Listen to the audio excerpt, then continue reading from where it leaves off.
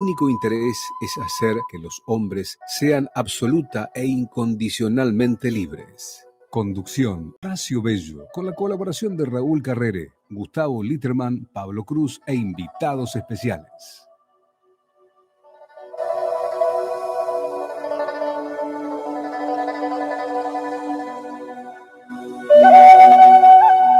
Buenas noches, amigos, amigas. Un nuevo programa de A la Luz de Krishnamurti en nuestro ciclo 2022. Bueno, hoy no nos puede acompañar Pablo, que está con un problema leve de salud, así que seguramente nos volverá a acompañar el próximo martes.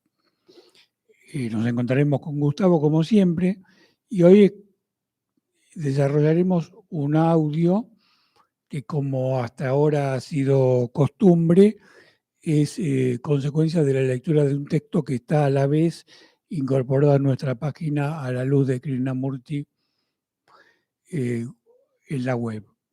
Son textos que se fueron incorporando a lo largo de estos años largos que ya nuestra página existe, y son textos que no se refieren a Krishnamurti, sino que se refieren a otros pensadores, a otros filósofos, a otros maestros, a personas de distinta naturaleza, de distinto origen, que desde nuestra perspectiva se vinculan con la enseñanza de la forma más amplia posible, ¿no?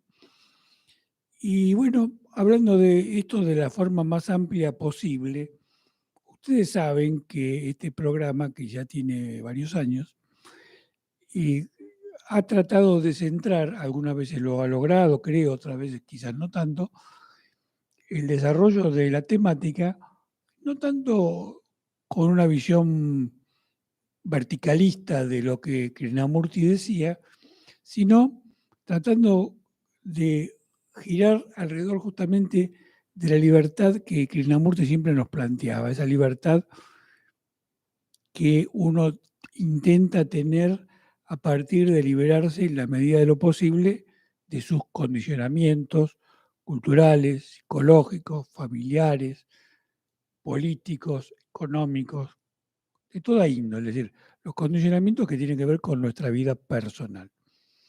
Y en ese terreno, en ese campo, en ese intento, tratamos de abrir la cabeza, y que nos cuesta porque, aunque no parezca, somos seres humanos también, y los condicionamientos operan de manera inconsciente. Y operan de tal manera inconscientemente que muchas veces creemos que estamos diciendo algo desde nuestra libertad y lo estamos diciendo desde nuestro condicionamiento. Aunque hemos conceptualizado en esos casos lo que decimos desde una visión supuestamente libre. Es muy común, particularmente en estos tiempos del siglo XXI, en los que a través de las redes se habla hasta el hartazgo de la falta, digamos, no de la falta, sino de la búsqueda de la no discriminación, de la igualdad de género, de, bueno, una serie de pautas culturales actuales que no es necesario repetir por conocidas.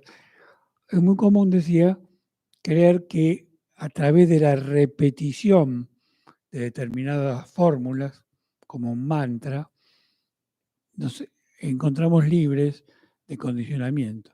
Y eso realmente es una falacia.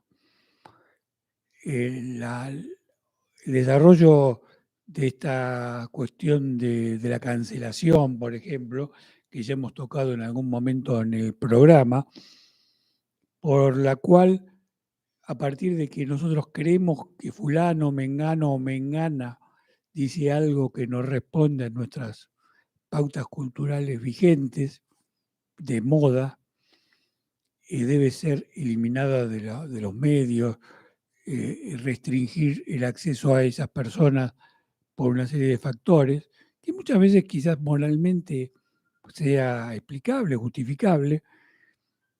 Intentamos de ese modo, creo que a veces equivocadamente, de que estas personas no difundan sus posturas. ¿Y por qué digo equivocadamente? Porque en definitiva, si queremos en la libertad, en la medida que no se estén cometiendo delitos, por supuesto, toda postura, incluso aquella que nosotros no compartimos, incluso aquella que criticamos abiertamente, debe ser un factor de análisis y de reflexión personal, porque incluso en aquello que nosotros estimamos que es criticable, que es, digamos, despreciable incluso, desde, desde ese lugar, desde esa observación, podemos enriquecer nuestra perspectiva, ¿no? Y en este sentido, creo que el audio que vamos a escuchar, que como algunos que ya hemos incorporado quizás sea un poco denso, nos acerca un poquito a esta cuestión. Este audio tiene que ver con el ego, con el yo, cómo se estructura, y creo que quizás con la ayuda después de Gustavo también, vamos a ir viendo a través también de ciertas pautas científicas que se destacan en el texto, vamos a ir viendo, digo, que la relatividad de nuestras perspectivas tiene que ver con la naturaleza de nuestra condición humana. Y esa relatividad es la que nos debe enriquecer, porque si no aceptamos la relatividad, estamos actuando contra natura. Y si actuamos contra natura, tarde o temprano, la misma naturaleza nos devolverá como un boomerang aquello que no respondió justamente a nuestra condición como seres humanos y como seres que viven en esta tierra. Por eso los invito ahora a escuchar esta primer parte del audio que nos lee Leonora de Martino. Luego haremos un impasse musical, quizás si Gustavo quiere puede hacer alguna intervención intermedio, si no, de acuerdo a lo que a él le parezca, escucharemos la segunda parte del audio. Así que vamos ahora con el operador y el audio. Gracias.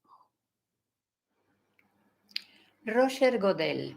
La cita del presente libro del autor mencionado se vincula centralmente a nuestro querido ego, del que debemos ocuparnos todas las veces que sea necesario para intentar comprender en los estados de conciencia lúcida su naturaleza, estructura e influencia en nuestras conductas personales y sociales.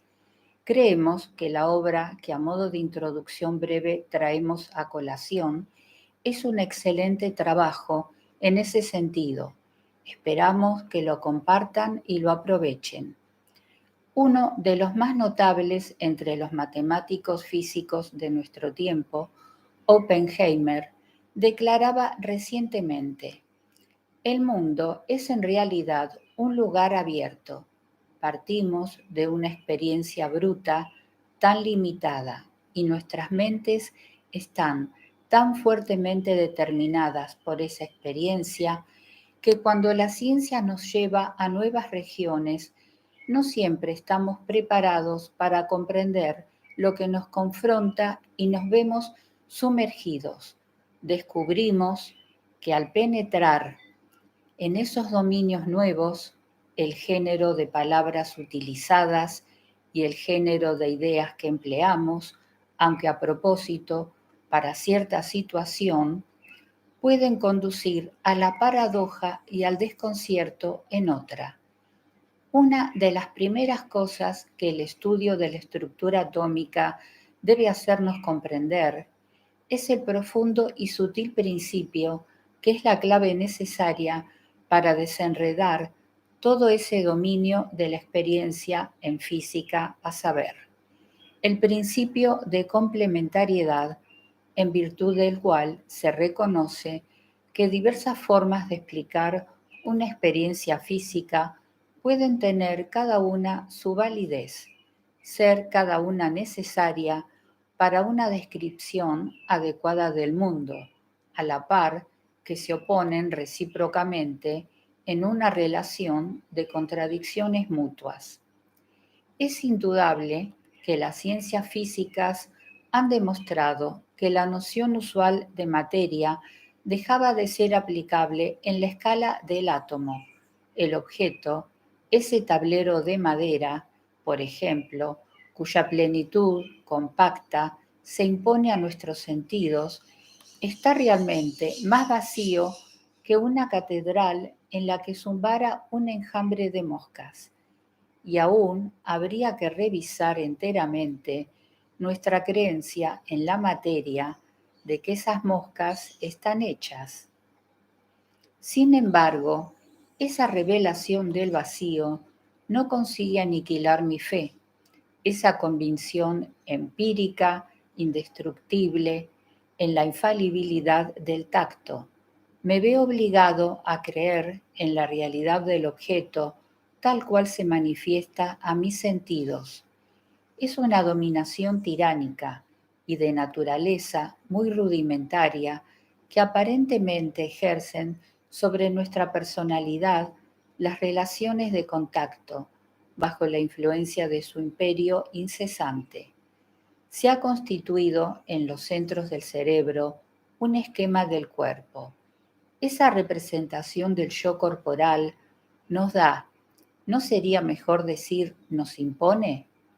Un cuadro de referencia a priori, el mundo de las realidades está escindido en dos polos antagonistas, el yo subjetivo, el no yo objetivo, dualismo que el lenguaje transmitido con la experiencia común no tardará en consagrar y elevar a la categoría de verdad incontestable. Ya tenemos, pues, el pensamiento consciente firmemente establecido sobre la base del egocentrismo. De esa posición nacieron todas las reglas de conducta, las modalidades diversas de la reflexión, la mayoría de las culturas. Y aquí alcanzamos nuevamente el pensamiento de Oppenheimer. El mundo que los sentidos definen es simplemente un mundo de apariencias. El mundo de la realidad se oculta bajo la superficie de las cosas, y en ese mundo real, tanto el místico como el sabio se esfuerzan por penetrar mediante sus técnicas propias, el místico por el silencio de los sentidos y la introspección, el hombre de ciencia por las matemáticas y el razonamiento inductivo. ¿Por qué no ha progresado la psicología en el mismo grado que las ciencias físicas? Porque aquí el sabio ha tomado como sujeto de su investigación no una materia sin alma, sino un conjunto vivo parecido a él mismo. Su campo de experiencia es una psique en la cual se reconoce, inconscientemente proyecta en ella, como en un espejo, las representaciones mentales, los efectos, los impulsos nacidos de su propia actividad, ilusiones a las que es difícil sustraerse. De ese modo es que el pensamiento del psicólogo obra en el mundo de las experiencias comunes, sujeto por la viscosidad del espíritu a que se ha hecho alusión. A la luz de esa visión, ¿qué es el ego? Nada más que el producto inacible de esa movilidad que ninguna observación, por más aguda que sea, podrá jamás estabilizar en una fórmula. Nada más que la sombra y las vacilaciones de una claridad distante.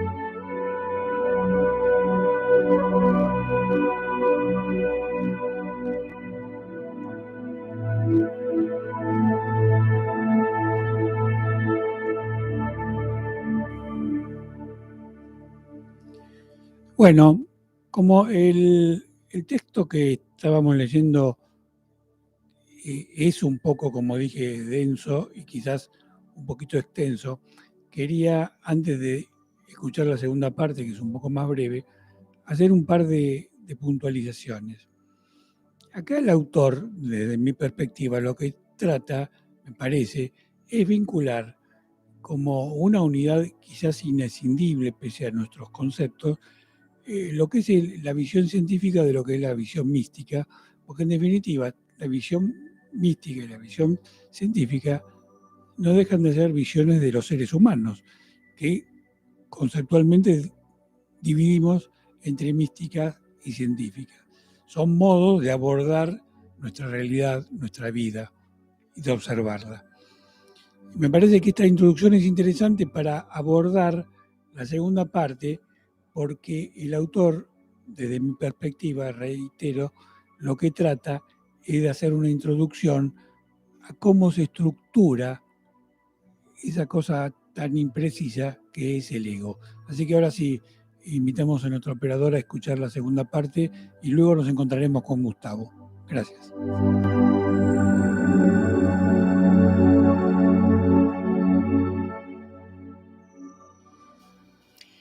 Recapitulemos las etapas escalonadas por las cuales el análisis discriminativo ha llevado al pensamiento a su límite extremo.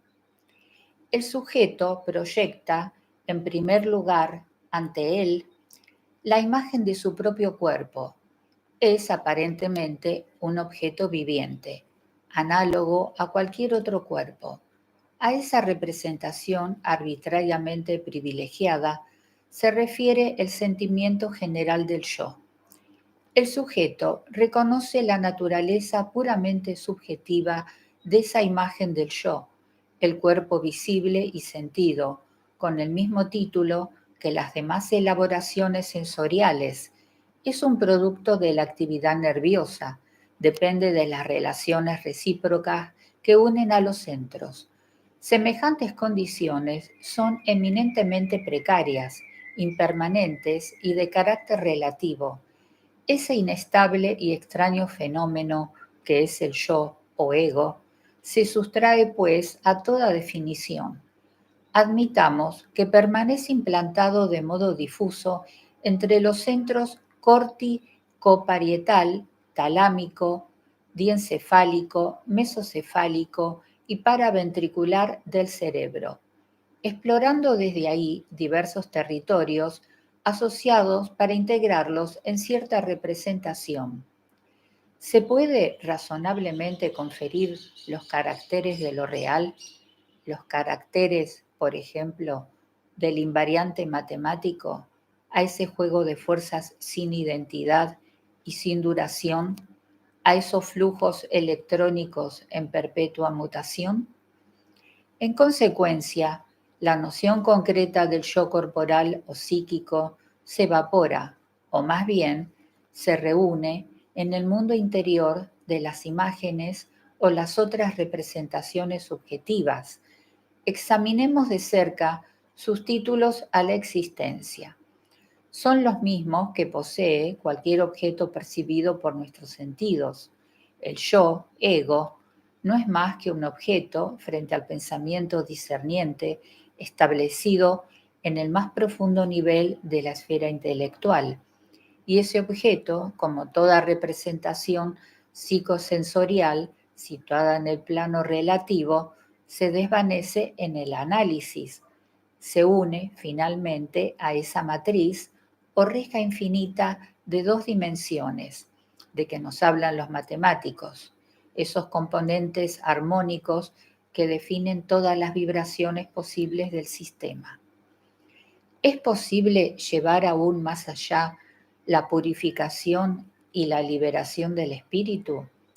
¿Existe allende las fronteras de la psique un reino desconocido, un universo de la trascendencia que para dejarse identificar requiera la manifestación de poderes distintos a los del pensamiento? ¿En qué vacío o en qué plenitud se hunde el que puede seguir por la huella la claridad de la conciencia hasta su frente, hasta el lugar donde reside el testigo, para significar esa intrusión, esa absorción en el centro de la suprema aventura. Todas las palabras son inadecuadas, pues aquí el pensamiento, despojado de sus atributos, deja de ser pensable. ¿Cómo llamar a esa conciencia iluminada por su propia luz? ¿Intuición trascendente? ¿Función de referencia axial? Cualquier terminología es falible. Más vale abstenerse de calificaciones. En cuanto quedan abolidas las nociones de tiempo y espacio, las palabras forjadas en la extensión y en la duración dejan de tener sentido. Habría que acudir a una lengua enteramente fundada en la experiencia misma de la trascendencia. Ensayo sobre la experiencia liberadora, editorial Hachette.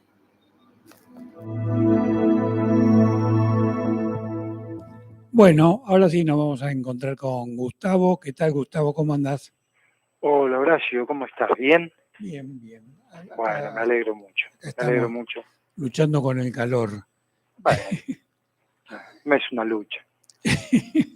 Bueno, es lo que nos toca. Sí, pero viste que nosotros... Es el hecho. ¿Por qué luchas contra el hecho? Porque te estás apartando de las enseñanzas del benemérito Krishnamurti. No me aparto. Actúo desde mis limitaciones, que es distinto.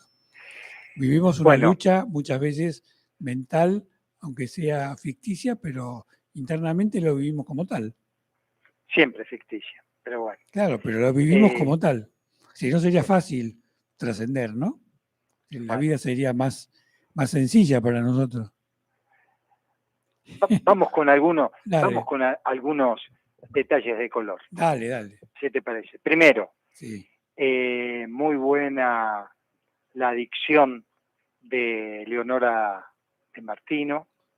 Valga decir que es una artista plástica que en algún momento cuando exponga puede utilizar el segmento radial como para promocionar sus muestras.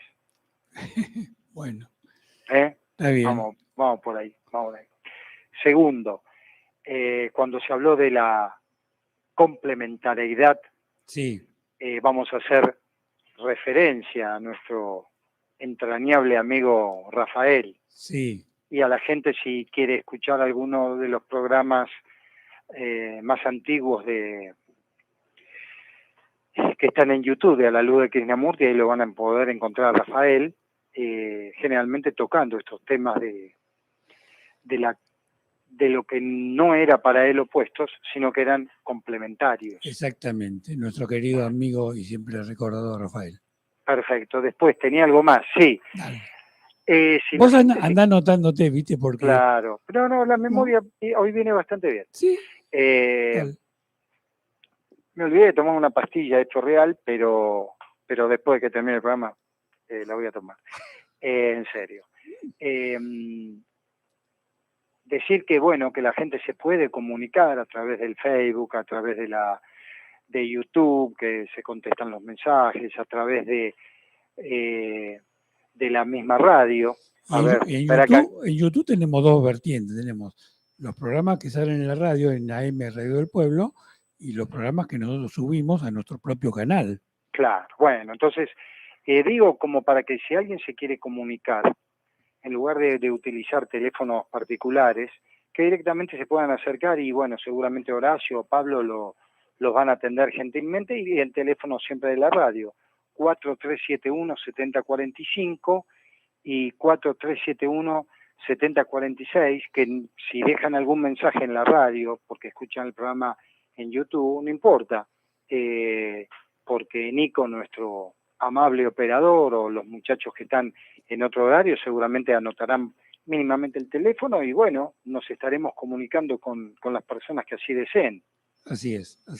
Digo porque muchas veces se comunican a nivel teléfonos particulares y es mejor directamente hacerlo a través de estos canales que son grupales. Seguro, Así ¿Mm? es, seguro. Bueno, seguro que es así. otro dato más de color, Dale. te paso otro dato más de color, A ver. Oppenheimer, Sí, que se nombra en el texto, sí. el mal llamado padre de la bomba atómica. ¿Por qué padre de la bomba Y atómica? justamente, mal llamado. No, pero esperá, Dale, vos no dale. sabés para el lado que voy a salir. No, pero, perdón. Despacito. Bueno, aparentemente los americanos, Norteamericanos. claro, los norteamericanos, tomaron 3 bombas atómicas Sí, del suelo alemán.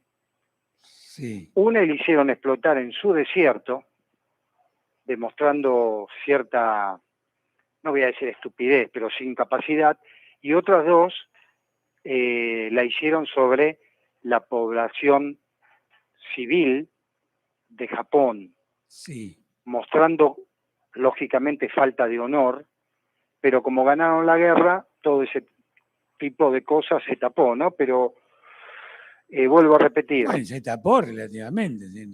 se tapó Ha porque habido realmente una es una actitud, masacre, ha habido una actitud crítica muy acentuada, pese claro, al pero triunfo. Lo que pasa es que ahí tiene un poco que ver la complementariedad, ¿no? Porque, perdóname que te interrumpa un poquito, después seguís no, con totalmente, el hecho de la atrocidad de Hitler generó en las mentes masivamente una necesidad, creo, de encontrar un bueno como escape al horror de la conducta humana. Pero eso es una interpretación mía, ¿eh?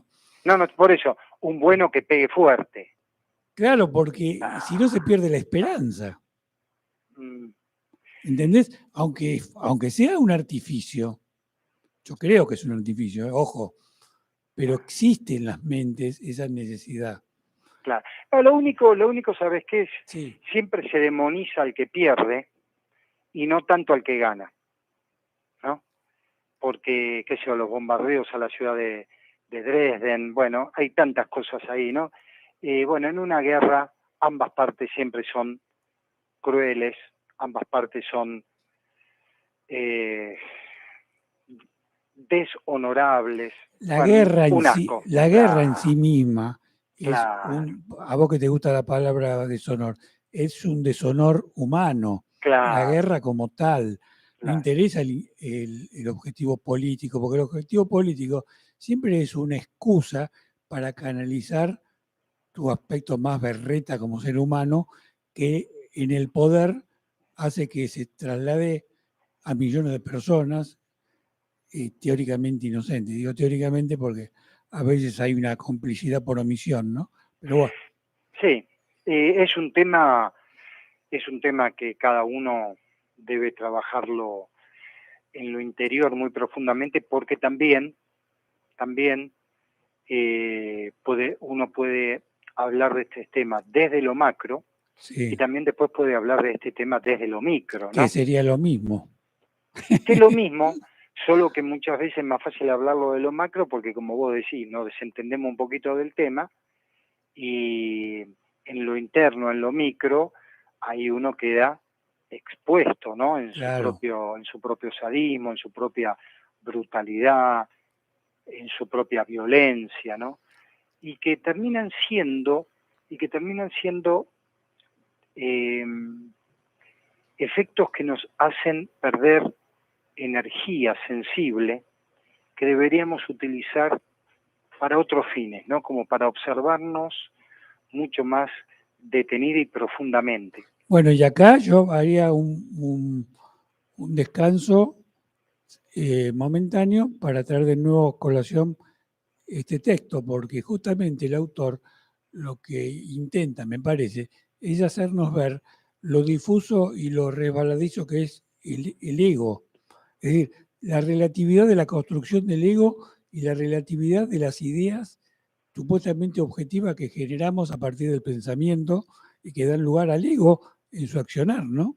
Entonces lo que vos estás diciendo hace que sea muy difícil para nosotros, con nuestras limitaciones, ese trabajo que planteas, que por supuesto es un desafío para todos los que seriamente queremos vivir de un modo no convencional, pero es muy difícil porque el ego como tal tiene una estructuración resbaladiza, difusa, incluso no tenemos claro qué es lo que vemos cuando vemos. Entonces, todo eso hace que caminemos por un lugar que muchas veces es como arenas movedizas, ¿no? Claro. Sí, el texto termina muy bien, es decir, me gustó mucho. Ahora, hay una parte al comienzo del segundo segmento, Sí, donde el autor habla de los científicos y los místicos. sí, El verdadero místico sí, es, digamos, el que expresa lo que el autor declara al final, el que se mueve dentro de otra realidad, ¿no? Que desde esta realidad todos estos limitados gurúes siempre han dicho la nada, el vacío, la totalidad, para no decir nada, porque en definitiva no han penetrado en la profundidad de ese silencio que habla. Ahora, por ejemplo, de casualidad, hoy había separado un pequeño texto, por supuesto de Diario 1, y que nos va a hablar sincrónicamente, como siempre, de esto, pero claro, del otro lado, ¿no? Siempre del otro lado. ¿Qué es el otro lado? ¿Qué es el otro lado? A ver, la otra trabajemos un realidad, poquito. Sí. la otra realidad, una realidad que está más allá justamente de la dualidad. Pero fíjate cómo empieza, porque eso aclara tu pregunta. Dale. Dice así, mira, toda existencia implica opción. Sí. Solo en la madura soledad interna no hay opción. Claro. La opción, en todas sus formas, es conflicto y contradicción inevitable. Esta contradicción, sea interna o externa, engendra confusión y desdicha. Para escapar de esta desdicha, se vuelven necesidades compulsivas los dioses, las creencias, el nacionalismo, el compromiso con diversos patrones de actividades. Habiendo escapado, todo esto llega a ser de primordial importancia y el escape es el camino de la ilusión. Iba a parar acá, pero leo este pedacito más. Dale. Porque dice, entonces sobrevienen el temor y la ansiedad. Sigue un poco más, pero yo creo que acá es suficientemente claro. Bueno, espera que pasa acá el expreso. El expreso de medianoche. El expreso de Oriente. Sí. Pero trajo la escaloneta. ¿Te acordás que los otros días se la llevaba? No, la trajo, la trajo. Bueno, vos fíjate qué interesante. Seamos serios, ¿no? por favor. Sí, pero fíjate qué interesante. Sí, dale. Toda existencia implica opción. Ahí estás en un modelo de realidad y es el modelo que nosotros hemos absorbido desde pequeños, que mi madre con sus casi 90 años absorbió de pequeño y que también lo está absorbiendo mi nieto de 2 años y pico desde pequeño. Porque evidentemente esa intención está en todos nosotros, ese movernos está en todos nosotros. Y los verdaderos místicos, que son muy pocos, hablan de un movimiento sin opción. Algo que, por supuesto, como bien dice el ensayo cuando termina, viste que dice, no tenemos palabras para expresar esto. Claro. Perfecto. Es decir, para este movimiento no hay opción. Ahora, no hay palabras. Claro. Un poquito para entrar en la sana discusión. Creo que, si no escuché mal en el texto, no recuerdo mal, el autor trata de particularizar la limitación de nuestra observación en lo que tiene que ver con la intervención del pensamiento, ¿no? El pensamiento es el instrumento que tenemos, nos guste o no, disponible como seres humanos. Y el pensamiento es limitado y muchas veces cuando no comprendemos o no aceptamos la limitación, empezamos a tirar cualquier verdura. Es decir, hay una voluntad, muchas veces de buena fe, de trascender. Me gustaría que me sigas en esto, a ver si lo compartís y lo podemos desarrollar. Esa voluntad de trascender, pero en un sentido amplio, hace que yo quiera ver algo más allá de lo que convencionalmente vemos o llegar a conclusiones o algo parecido más allá de las conclusiones a lo que el normal de las personas llegan. Entonces, como lo hacemos con un instrumento limitado, que es el pensamiento, terminamos conjeturando y caemos en un peligroso abismo, que es el de la idea que construimos y que le atribuimos el carácter jerárquico superior a la observación convencional.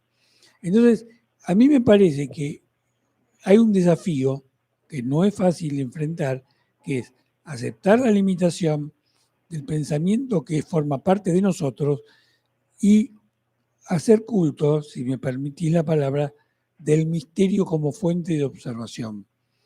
De ese vacío que, como vos bien decís, muchas veces no sabemos ni de qué se trata.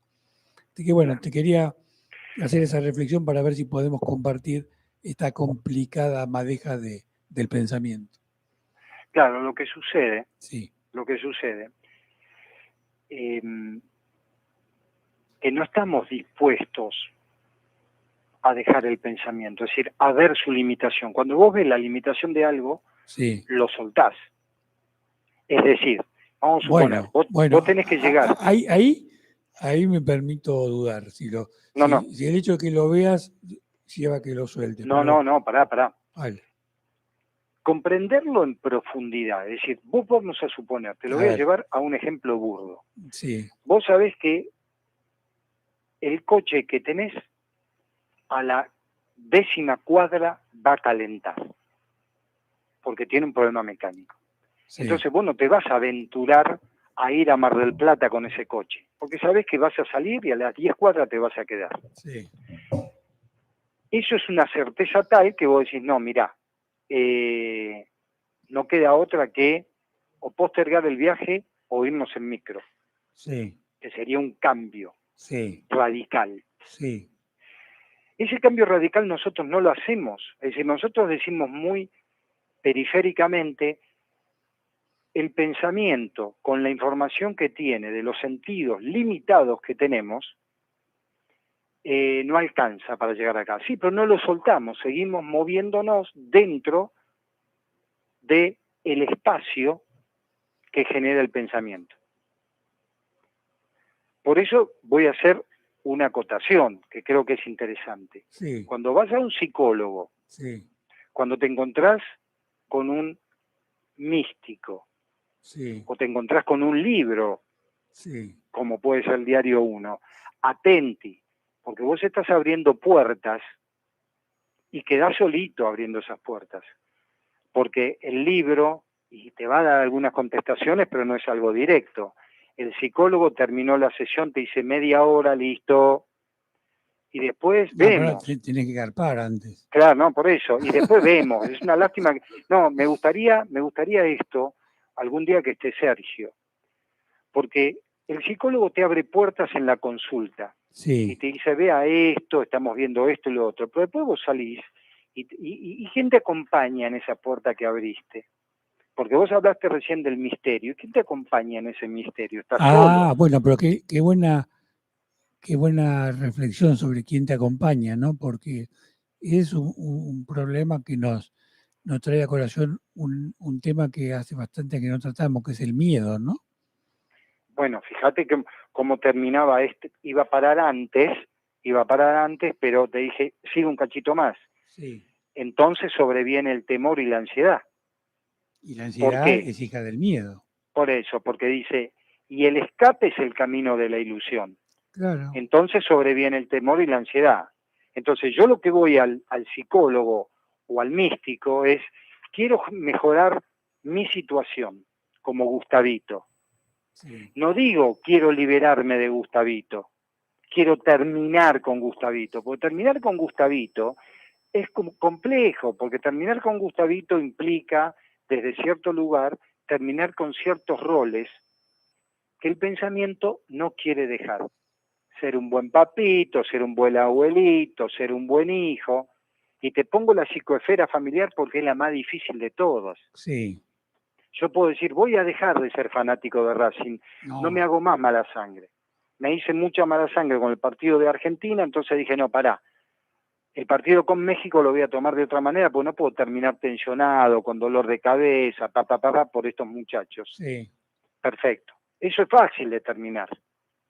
Pero terminar con mi rol de abuelo, de padre, de hijo, de pareja, no es tan sencillo, porque hay muchas más cosas en el juego. Entonces, cuando llega el momento, no lo dejas. Y entonces, ahí es donde dice Krishnamurti, se te va a producir el temor y se te va a producir la ansiedad. Porque abriste una puerta y esa puerta es difícil. Ese camino es difícil. Por eso ¿Me permitís hacer Sí. algún agregadito a esto? No sé si un agregado, una reflexión sobre lo que vos decís. Yo en general comparto lo que decís. Ahora, podría resonar o resultar para el oído del que nos escucha como cierto fatalismo en eso, porque es como que no tenemos alternativas, es que somos una hoja en la tormenta y a otra cosa, mariposa. Y yo creo que sí, que la alternativa existe, pero no la alternativa de la fantasía de creer que hice el gran cambio, sino la aceptación en realidad de la limitación. Que muchas veces creemos que lo aceptamos y no lo aceptamos porque recurrimos de nuevo al pensamiento como instrumento para mirar. Y ahí está. Entonces, ahí está claro, el círculo. claro, pero a ver, la otra vez habíamos hablado y trajimos un texto sobre eso, sobre esos estados de iluminación momentáneas e informales que tenemos los seres humanos, ¿no? En que vos de repente sentís una plenitud que no podés conceptualizar. Y esos estados de plenitud se dan de manera imprevistas. Ahora, cuando ese estado de plenitud pasó, vos entrás de nuevo a conceptualizar, entrás a explicar de qué se trata y ahí te fuiste al cuerno, porque estás utilizando el pensamiento de nuevo. Ahora, ¿eso quiere decir que no hay salida? No, yo creo que la salida es justamente tener la claridad de que hay momentos en que uno toca eso, que podés tocarlo, y en ese tocar tenés una posibilidad de cambiar, aunque luego vuelvas a la conceptualización, pero no sos el mismo luego de eso. Mirá, en esto que vos decís tocar por un segundo, estás tocando una dimensión diferente. Claro. Cuando volvemos y racionalizamos, volvemos acá. Claro. Pero déjame ser optimista, Sí. porque Krishnamurti acá se va a mostrar muy optimista y yo creo, y te va a contestar a vos con optimismo. Fíjate. Releo un poquito antes. Habiendo escapado, todo esto llega a ser de primordial importancia. ¿Te acordás? Los dioses, el nacionalismo, bueno. Y el escape es el camino de la ilusión. Entonces sobreviene el temor y la ansiedad. Viene la parte optimista ahora, ¿eh? La opción conduce a la desesperación y al sufrimiento. Y no hay fin para el dolor. La selección, las opciones deben existir siempre en tanto haya uno que opta y otro que escoge. La memoria acumulada de dolor y placer y cada experiencia de opción solo refuerza la memoria, que dijo recién que era dolor y placer, cuya respuesta se convierte en pensamiento y sentimiento. ¿Ves? Ahí te muestra cómo el escape da vuelta en círculos, pero esos círculos vas a volver a la dualidad dolor y placer, lo que va a hacer que busques ser mejor, y esas opciones te van a llevar siempre a seguir escogiendo, y eso te va a llevar siempre a un callejón de temor y ansiedad. porque dice, la memoria solo tiene un significado parcial, el de responder mecánicamente. Esta respuesta es la opción. Fíjate cómo va cerrando todo. La opción es una respuesta siempre mecánica, pero es una respuesta de la memoria. Y la memoria, él te dice, está acumulada de esa dualidad de dolor y placer. En la opción no hay libertad. Uno opta, elige de acuerdo con el ambiente en que se ha criado, de acuerdo con su condicionamiento social, económico y religioso. La opción inevitablemente fortalece este condicionamiento, del cual no es posible escapar. El escapar solo engendra más sufrimiento. Porque es la realidad, es decir, es la naturaleza de esta realidad en la cual nos movemos. Por eso, ver esta realidad no se trata de ser optimista o no ser o pesimista. Se trata de ver de que esta realidad, de una forma u otra, tiene el modelo de la desigualdad, tiene el modelo del escape, tiene el modelo de la hipocresía, tiene el modelo del pensamiento que se basa en información de los sentidos que son limitados, entonces solo puede actuar en forma limitada. Claro. Pero cuando yo hablaba de optimismo o de esperanza, como lo querramos llamar, lo que quisiera significar es que el ser humano como especie que habita esta tierra no puede desprenderse de su condición de ser vivo como la hormiga que pasa por tu jardín.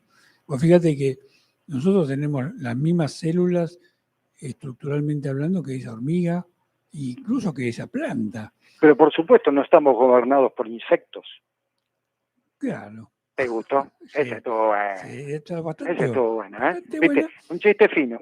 Un chiste Está fino. bastante bien, teniendo en cuenta. ¿Viste? Continuemos. Entonces, lo que quiero decir es, cuando yo particularmente hablo de aceptar con humildad nuestras limitaciones, es saber que en definitiva, más allá del misterio, de la inmensidad, de que exista un Dios o que no exista, que haya algo muy superior a nosotros somos una expresión de lo viviente y no más que eso.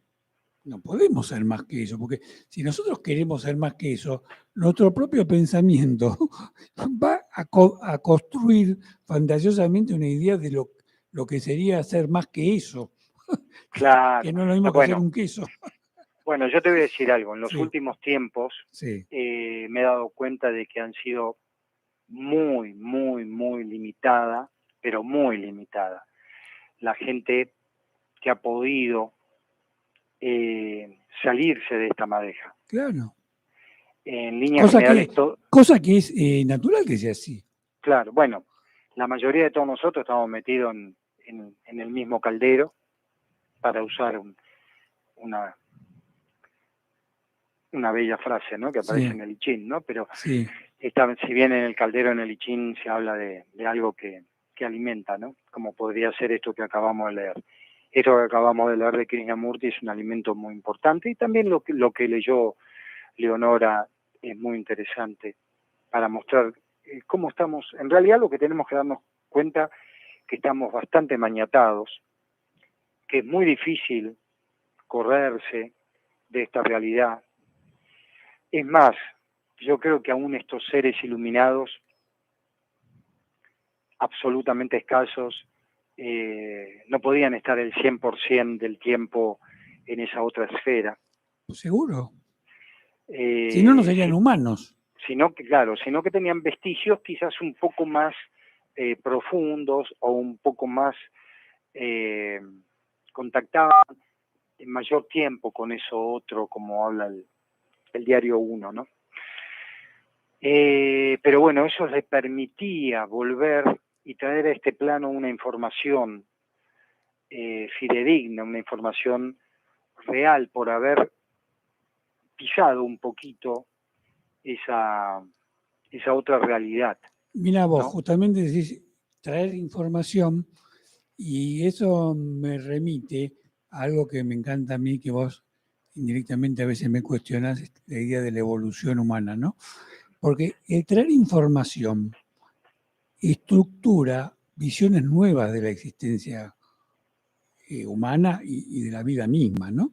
Traer información alimenta, aunque sea luego a través del pensamiento, nuevas observaciones, nuevas concepciones de la existencia. Por ejemplo, te voy a dar un ejemplo burdo.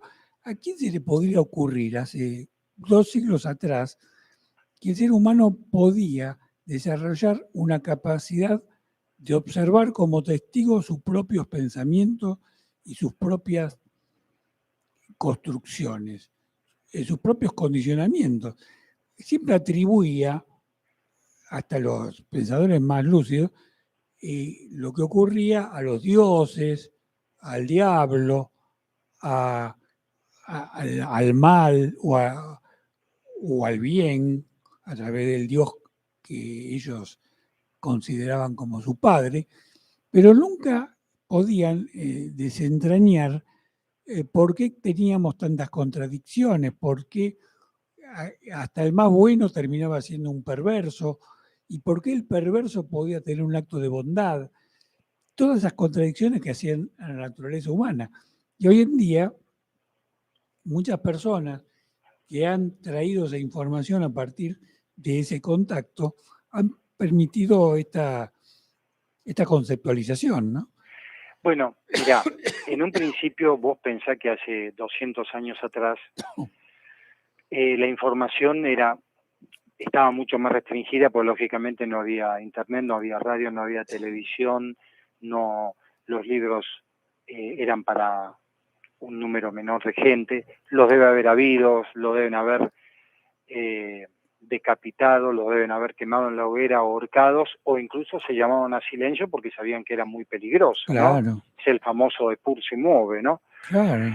Yo creo que este ingreso que algunos seres han tenido a lo largo de la historia humana a esta, llamémosle otra realidad, ha bajado información, algunos lo han bajado a nivel de poético, otros lo han bajado a nivel pintura, Claro. ¿no? Lógicamente, un surrealista hace 500 años atrás era imposible. Eso debe estar probablemente muy relacionado a el desarrollo de la percepción humana, que creo que sí se va ampliando. Ahora, esta otra realidad que parece ser que no maneja el tiempo lineal Claro. en el cual nosotros nos movemos, creo que está siempre disponible y ha sido el camino de la magia. El camino de la magia está abierto a cada instante, a cada uno de nosotros. Probablemente los artistas contacten en algún momento con esa inspiración, esas famosas musas, que le muestran otro algo. Y desde ahí pueden elaborar y juntar esas palabras que generan estas ideas explosivas, ¿no? Como muchas veces decimos de los mismos textos de Krishnamurti, usando palabras tan sencillas como puede expresar cosas tan diferentes. Sí, yo quisiera agregar, antes de terminar el programa, que nos faltan 2 minutos, algo que tiene mucho que ver con lo que estás diciendo. Estaba leyendo un libro, vos sabés que a mí me gusta leer neurociencia, ¿no? Y estaba leyendo un libro de un neurocientífico que él admitía, creo que con mucha valentía, si se me permite usar el término, que ningún estudio científico del más sofisticado que exista hoy permite explicar con cierta lógica y razonabilidad los estados creativos de la mente. Ese momento en el cual el ser humano hace clic y ve lo que hasta ese momento no había nunca visto, y además fuera del tiempo. Y esa no explicación es un poco la explicación del misterio, ¿no? Y la explicación también de la esperanza. Sí, bueno, esperá, la esperanza es de esta realidad. Cuando se llega al otro lado se acaba esperanza, se acaba Bueno, temor, se pero acaba ansiedad, hasta se que acaba todo, lleguemos, ¿no? bueno, ya Claro, del otro lado del río. claro.